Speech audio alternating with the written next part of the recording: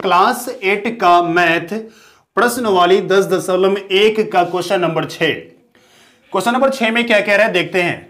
लेकिन मैं आपको एक चीज बताना चाहूंगा कि इससे पहले का जितना भी सवाल है मैंने सभी सवाल को सॉल्व कर दिया है 10.1 का। अगर आपने अभी तक वो वाले वीडियो नहीं देखे हैं तो डिस्क्रिप्शन में उसका लिंक होगा, आप डिस्क्रिप्शन में जाएं और उन सभी वीडियो को देखें, क्योंकि मैंने उन सभी वीडियो के अंदर मैंने बेसिक से चीजों को बताया है, आपको बहुत सारे रूल मैंने बताया है। तो उस वीडियो को देखेंगे तो आपके जितने भी बेसिक चीजें हैं सारे आपके स्ट्रांग हो जाएंगे। ओके, तो चलिए आज के इस वीडियो के अंदर 6 नंबर के सवाल को देखते हैं। 6 नंबर सवाल में लिखा है कि सरल कीजिए और उत्तर को धनात्मक घातांक के रूप में व्यक्त कीजिए।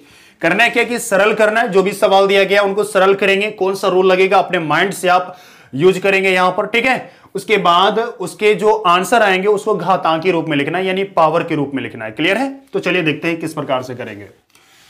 पहला नंबर का सवाल लिखा है कि -3 का पावर 5 डिवाइड -3 का पावर 9। ओके, मैंने एक रूल बताया था इसके अंदर, चलिए फिर से बता दूं आपको कि अगर आपको a है और डिवाइड और यहां पर फिर a है, इसका पावर कुछ भी दिया हो m और n मान के चलते हैं, ठीक है। तो बेस आपका सेम है और भाग में है। जब कभी भी बेस आपका सेम हो और भाग में है तो पावर क्या हो जाता है? घट जाता है। यह रूल याद रखना है। मतलब बेस हम एक ही मानेंगे यानी a मानेंगे और पावर को क्या करेंगे? यहां पर घटा देंगे, ठीक है। ये रूल आपको याद रखनी है तो ही ये सवाल बनेगा, ठीक है। चलिए इसको करना है क्या, सेम उसी प्रकार से काम करते हैं, ठीक है। तो बेस देखो यहां पर सेम है, हम यहां पर लिख सकते हैं -3 और पावर क्या हो जाएगा? घट जाएगा। ओके, उसके बाद देखो यहां पर -3 तो ठीक है और ये घटेगा तो बचेगा यहां पर -4, यानी कि 9 में से 5 घटेगा तो बचेगा यहां -4। बड़ा का साइन जो है वो लगानी है आपको। क्लियर है? लेकिन यहां पर ध्यान दिया जाए पावर माइनस में है। अगर पावर माइनस में आता है तो माइनस को हटाने के लिए क्या करते हैं?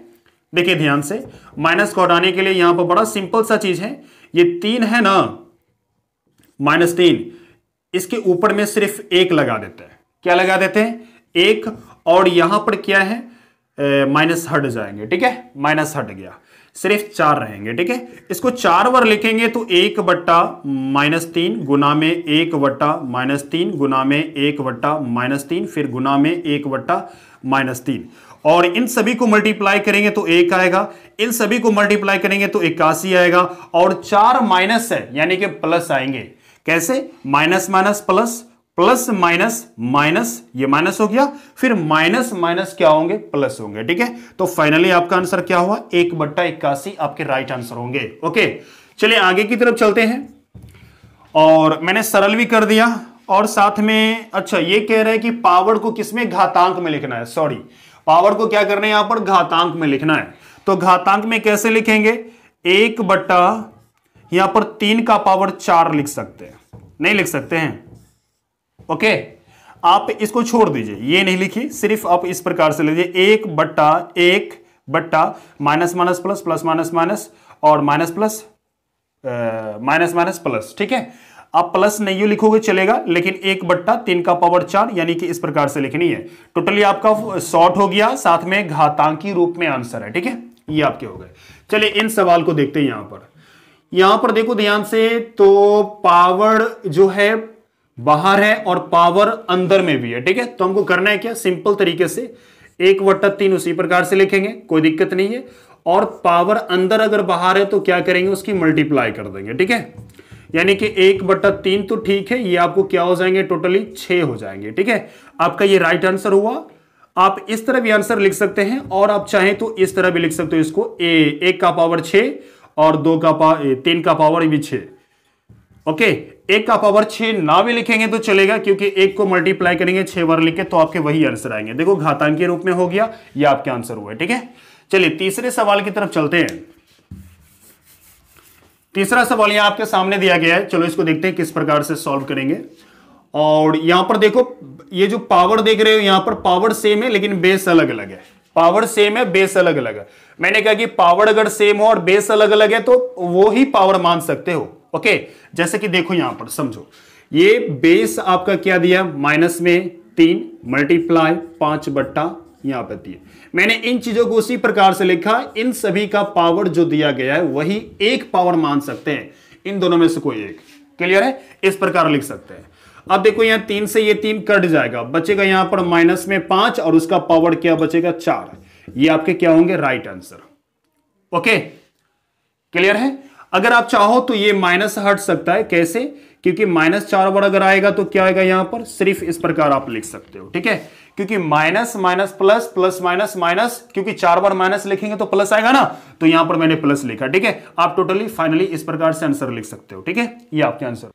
प्यारे बच्चों, आप यहां पर देख सकते हैं कि मैंने 6 नंबर का चौथा और 5वां सवाल मैंने यहां पर लिया है। देखो किस प्रकार से सॉल्व करते हैं। देखिए सबसे पहले मैंने चौथा को सॉल्व करने की कोशिश कर रहा हूं। देखिए ध्यान से लिखा है, यहां पर क्या लिखा है? 3 का पावर माइनस में 7 डिवाइड 3 का पावर माइनस में 10।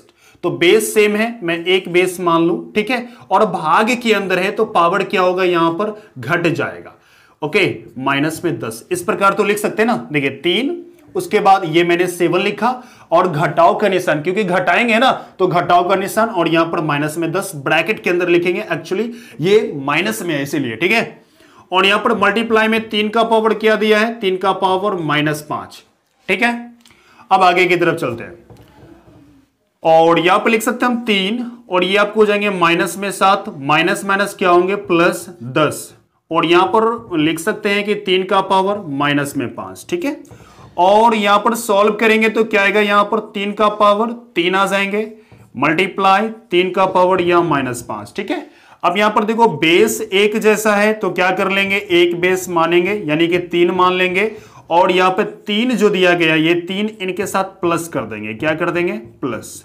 कैसे प्लस होगा? क्योंकि मैंने बताया है आपको कि बेस एक जैसा हो और पावर को करना है क्या? बेस एक जैसा हो और मल्टीप्लाई में हो तो पावर को ऐड कर देनी है। मैंने ऐड कर दिया। ठीक है, अब यहां पर हम लिख सकते हैं कि 3 और इसका पावर हो जाएगा 3 प्लस माइनस में या -5। ठीक है, और देखो 3, इसको जब माइनस करेंगे घटाएंगे तो बचेगा यहां पर 3 का पावर -2। कैसे? 5 में से 3 घटेगा तो -2 ना बचेंगे। चलो अब इसको किस प्रकार से सॉल्व करेंगे? देखो अगर माइनस में पावर अगर हो तो पावर का माइनस हटाने के लिए क्या करेंगे? बेस के ऊपर में 1 लगा देनी है, यानी 1/3, 1/3, और इसको क्या करेंगे? माइनस यहां पर का हट जाएगा। आप इस प्रकार से लिख सकते हो। फाइनली ये आपका क्या हुआ? आंसर हुआ। ठीक है, चलिए अगले सवाल की तरफ चलते हैं। अगला सवाल में देखो बेस अलग अलग है लेकिन पावर एक जैसा है ना, तो क्या करेंगे? 2 × 7 लिख सकते हैं और पावर एक जैसा तो मान सकते हैं ना। कितना आसान है। अब देखो यहां पर 7 दूना क्या आएगा? 14, यहां पर माइनस में 3 है तो -3 लिखनी है। ठीक है, अब देखो ध्यान से, यहां पर पावर अगर माइनस में आ जाए तो पावर का माइनस हटाने के लिए क्या करेंगे? आपको करना है क्या कि इसको इस प्रकार से लिखेंगे 1/14 और ये पावर ये माइनस हट जाएंगे। ठीक है, एक्चुअली लिखते हैं कैसे ये समझिए थोड़ा सा। नहीं, ये अभी देखो ये 14/1 है और इसका पावर क्या दिया गया? -3। ठीक है, तो हम लोग करते हैं क्या कि ये 1 ऊपर कर देते हैं और ये 14 नीचे कर देते हैं और इसका जो पावर है उसका माइनस हट जाता है। ठीक है, टोटली ये है कि अगर माइनस हटाना हो, पावर का माइनस हटाना हो तो बेस को उल्टा देनी है। क्या करना है? पलटा देनी है, ऊपर का नीचे, नीचे का ऊपर करनी है। ठीक है, तो वो आपके क्या होंगे? आंसर हो जाएंगे। ठीक है, फाइनली आपके टोटल आंसर ये हो जाएंगे। ठीक है।